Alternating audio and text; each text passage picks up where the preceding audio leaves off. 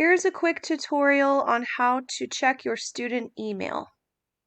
So the first thing you need to do is go to dmschools.org, a very helpful website.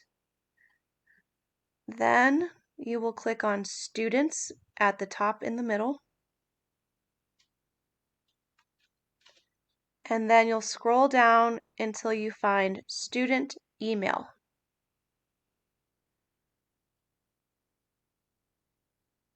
Now it's going to take me to my email, but you are going to want to sign in using your computer sign-in information.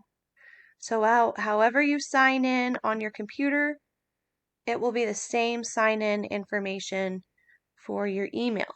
So I'm going to click here. It's got my school email address.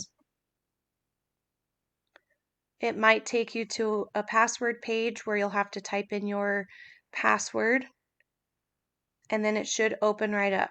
Mine doesn't work because I'm already in Outlook, but yours should work. And then you should have a new missing assignments email from me that I sent this morning, and that should help you get your work turned in.